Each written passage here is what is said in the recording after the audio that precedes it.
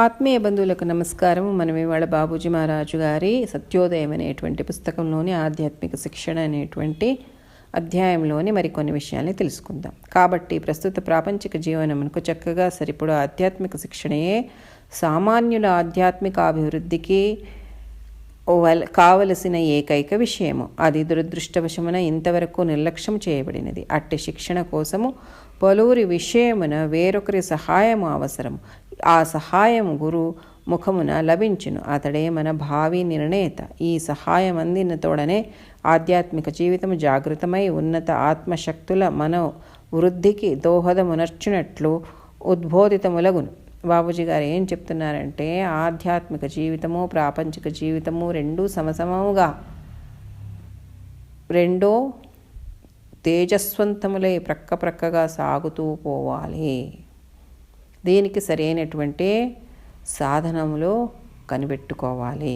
కాబట్టి ప్రస్తుతమైనటువంటి ప్రాపంచిక జీవితానికి చక్కగా సరిపడేటువంటి ఆధ్యాత్మిక శిక్షణ ఏముంది కదా, అది సామాన్యుల ఆధ్యాత్మిక అభివృద్ధికి కావలసినటువంటి ఏకైక విషయము.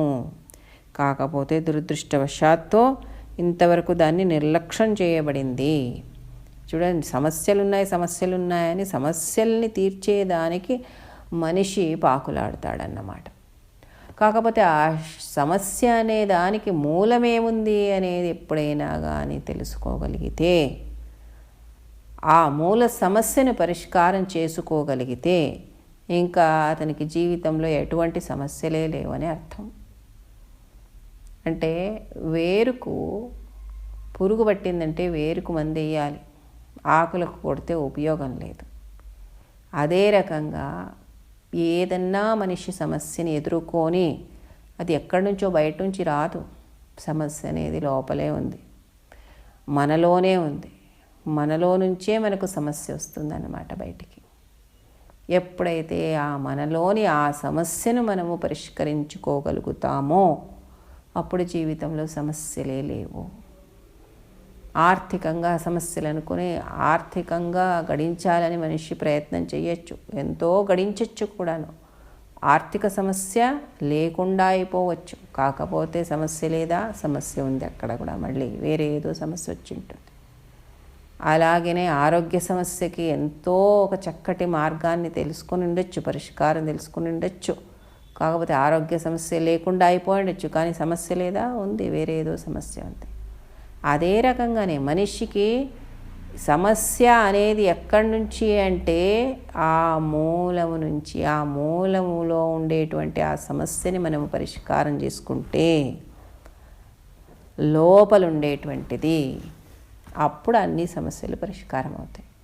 దానికే ఆధ్యాత్మిక శిక్షణ అనేది అత్యవసరమైనటువంటిది. కానీ దాన్ని మనము నిర్లక్ష్యం చేశాం. ఇది మన దురదృష్టమే. అటువంటి శిక్షణ కోసము చాలా మంది చాలా విషయాలు వేరొకరికి సహాయం పొందేటువంటిది మనకి అవసరం ఉంది. అంటే వేరే వాళ్ళ ద్వారా ఆ విషయాల గురించి మనకు సహాయం కావాలి. అయితే అటువంటి సహాయం చేసేవాళ్ళు ఎవ్వరు అంటే సమర్థవంతుడైనటువంటి సద్గురువు మాత్రమే. అతడే మన ఒక భవిష్యత్తును నిర్ణయించేటువంటి వాడు. ఈ సహాయము అతనితోనే మనకు లభిస్తుంది. ఎప్పుడైతే గురువు ద్వారా ఈ సహాయం మనకు లభిస్తుందో అప్పుడు మన ఆధ్యాత్మిక జీవితము జాగృతమైపోతుంది. ఉన్నతమైనటువంటి ఆత్మశక్తులు ఏమున్నాయి కదా, అది వృద్ధి చెందుతాయి.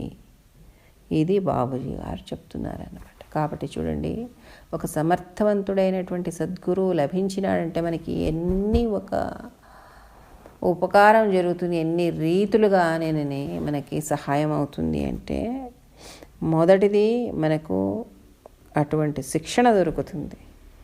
తర్వాత ఏంటి, మన భవిష్యత్తు రూపుదిద్దుకుంటుంది. తర్వాత ఏంటి, మన ఆధ్యాత్మిక జీవితము జాగృతమవుతుంది. అంతేకాకుండా అక్కడికి ఆగదు, ఉన్నతమైనటువంటి ఆత్మశక్తులు వృద్ధిస్తాయి. చూడండి, ఒక గురువు నుంచి మనకి ఎన్ని రకాలుగా మనకి సహాయం దొరుకుతుంది, మేలు చేకూరుతుంది అని.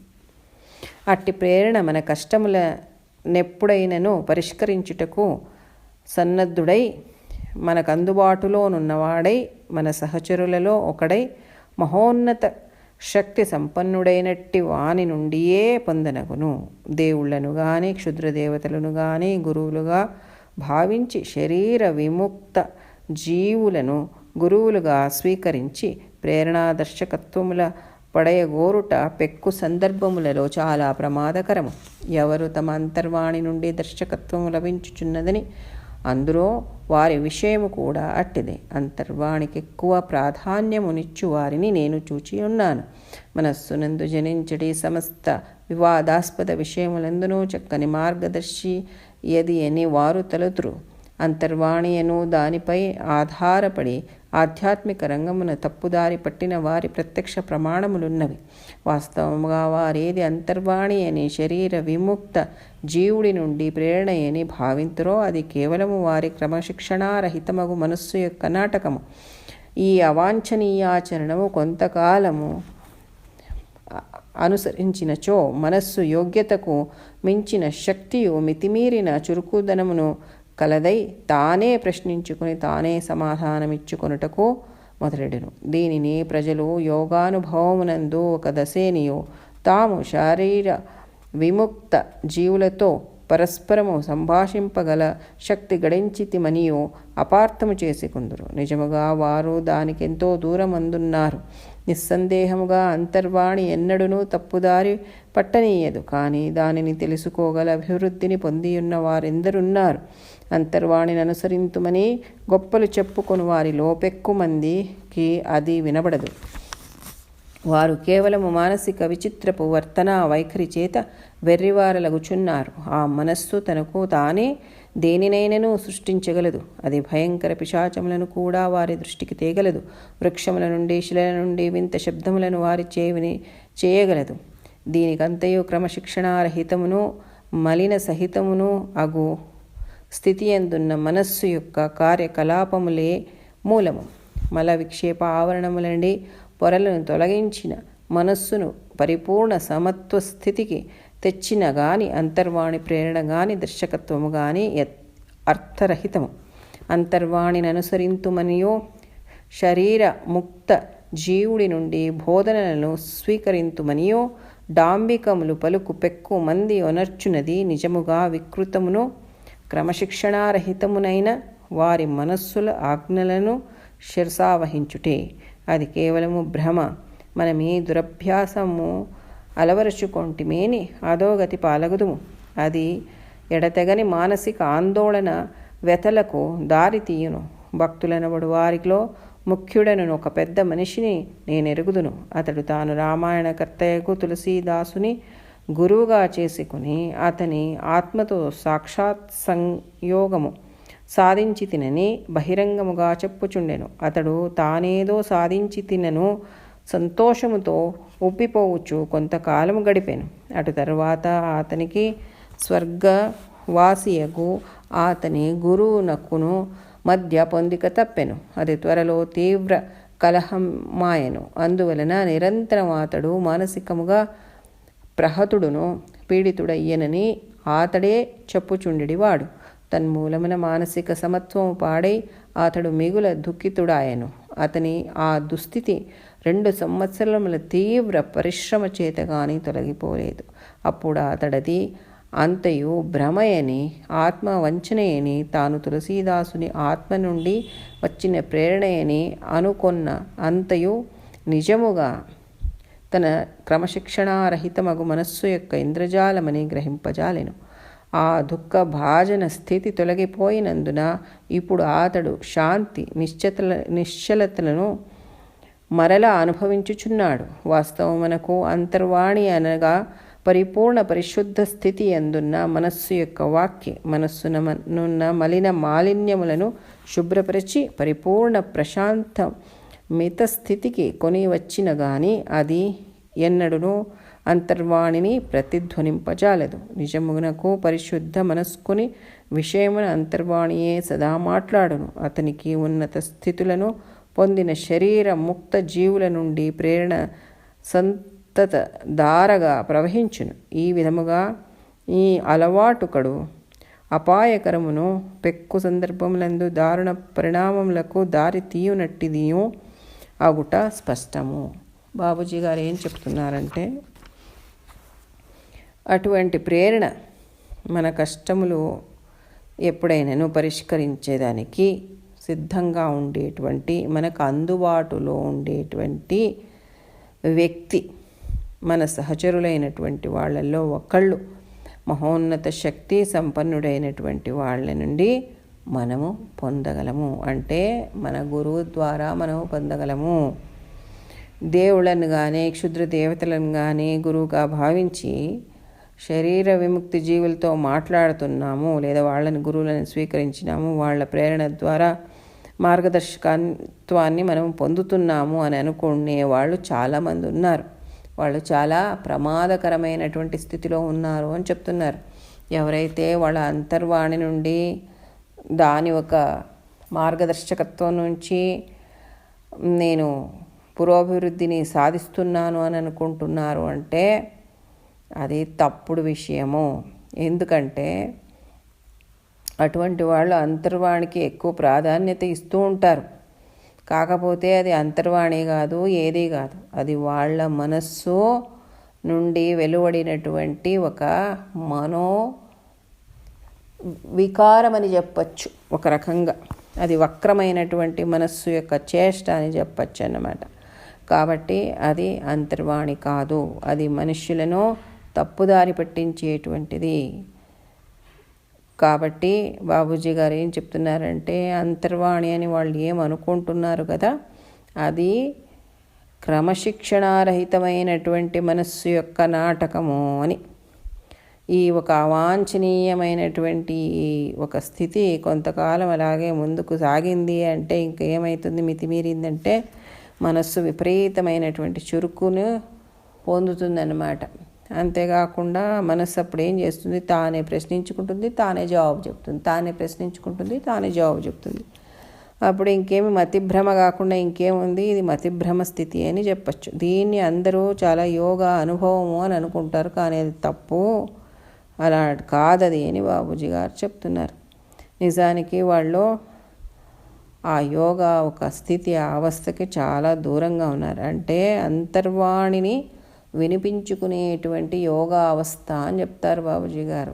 ఎప్పుడు అంతర్వాణి అని అంటే మన లోపల ఒక ధ్వని ఉందన్నమాట, అది మూలం నుంచి వెలువడుతుందన్నమాట. ఎప్పుడది మూలం నుంచి వెలువడుతుంది అంటే ఎప్పుడైతే మన మనస్సు అనేది సంపూర్ణముగా మల విక్షేప ఆవరణ రహితమయ్యి శుద్ధమైనటువంటి సమత్వమైనటువంటి స్థితిలో ఉంటుందో అప్పుడు అంతర్వాణి అనేది మనకు వినిపిస్తుంది. అంతేగాని ఊరూరికనే అందరు నాకు అంతర్వాణి అని అంటున్నారంటే అది మనస్సు యొక్క వికృతమైనటువంటి చేష్టలు. అటువంటి వాళ్ళకి అంతర్వాణి ఏ వాణినో వినిపించదు అని బాబూజీ గారు చెప్తున్నారు. కాబట్టి అటువంటి వాళ్ళు ఈ ఒక మనస్సు యొక్క వెర్రి చేష్టలతో వాళ్ళే వెర్రి వాళ్ళు అయిపోతారన్నమాట.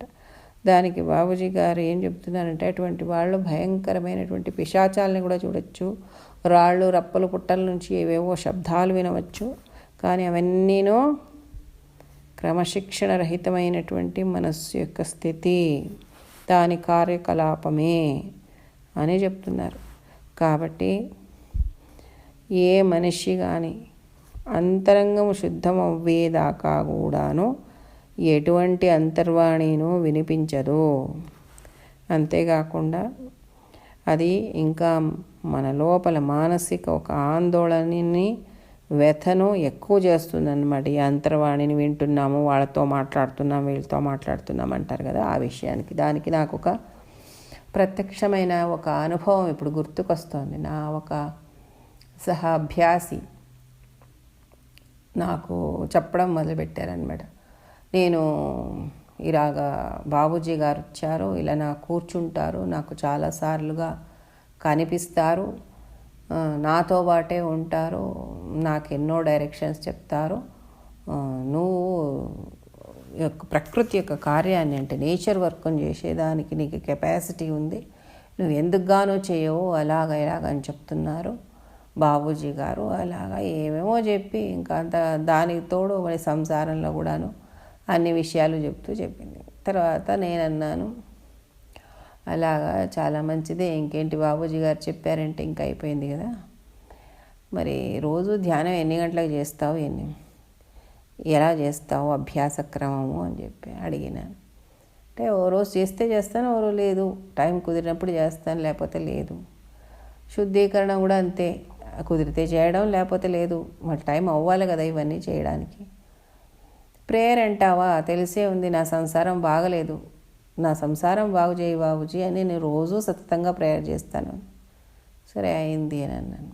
ఇక్కడతో అంతా తెల్లైపోయింది అనమాట. అంటే ఇటు సాధన లేదు, అటు శుద్ధీకరణము చేసుకోవట్లేదు, ఇటు బాబూజీ గారు చెప్పినటువంటి సక్రమమైనటువంటి పద్ధతిలో ప్రార్థన చేయట్లేదు. ఇంకా అంతర్వాణి ఎక్కడి నుంచి వినిపించాలి అంటే ఇదేంటి, మానసిక ఒక క్రమశిక్షణ తప్పినటువంటి ప్రవృత్తి ఇది. ఇక్కడ జాగ్రత్త పడాలి. సతతము బాబూజీ గారు చెప్పినట్టుగా ప్రతి ఒక్క అడుగు వేసుకుంటూ ఆ మానసిక ఒక పరిశుద్ధత కొరకు మనము ప్రతిరోజు బాబూజీ గారు చెప్పినట్టుగా శుద్ధీకరణ చేసుకుంటూ, నిరంతరమైనటువంటి స్మరణ చేసుకుంటూ, ధ్యానాభ్యాసం చేసుకుంటూ అతనిలోనే లీనమైపోయి ఉంటే, ఆ గురువు యొక్క కృపతో అంతరంగమంతా శుద్ధమైపోయి ఉంటే తప్ప అంతర్వాణి అనేది వినిపించదు. ఇదంతానో పిచ్చి మనస్సు యొక్క ప్రవర్తన అని మనం తెలుసుకోవాలన్నమాట.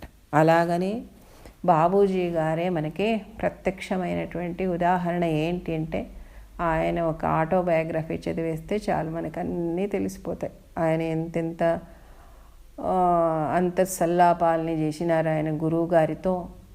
అంతేకాకుండా వివేకానందుల వారు, బుద్ధులు అందరూ వచ్చారు ఆయనకి, అన్ని డిక్టేషన్స్ చెప్పారన్నమాట, మార్గదర్శకత్వాన్ని ఇచ్చారు. అంటే బాబూజీ గారి యొక్క స్థితి అంత పరిశుద్ధమైనటువంటి స్థితిగా ఉండిందన్నమాట.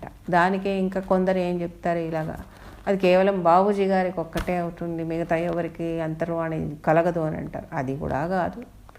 బాబూజీ గారి కృపతో ఎవరి అంతరంగం ఎంత శుద్ధమైంది మనకేం తెలుసా? అయి ఉండొచ్చు, బాబూజీ మహారాజు కృప చేసి అంతరంగాన్ని శుద్ధం చేసిండే వాళ్ళు ఉండొచ్చు, వాళ్ళకి అంత సల్లాపము జరుగుతూ ఉండొచ్చు. మనం ఏది ఇది కాదు ఇది అవునని మనం చెప్పలేము. కాకపోతే మనం చాలా సూక్ష్మంగా పరీక్షించి చూసుకుంటే మనకంతానూ తేటతెల్లగా అర్థమవుతుంది అన్నమాట. ఇక్కడ జాగ్రత్త వహించాలి అది బాబూజీ గారు చెప్తున్నారు.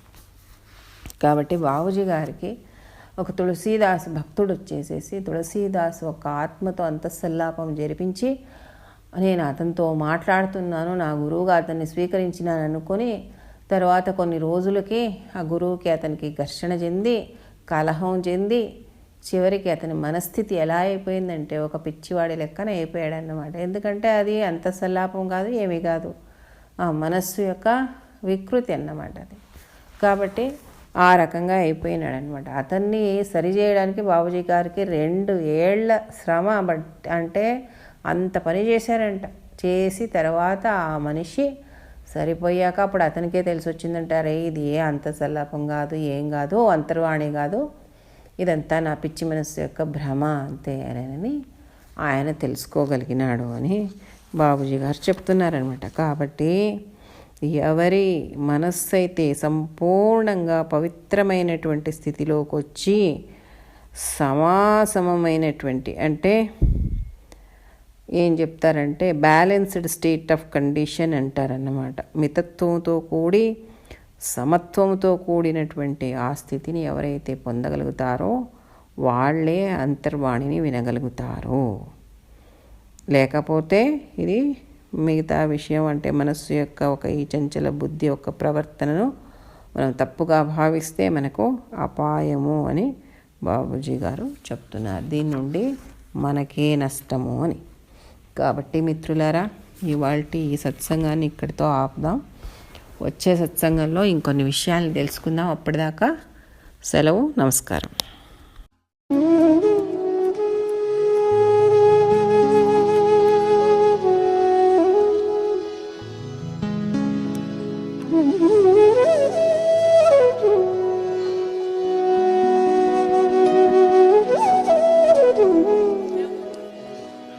Mm-hmm.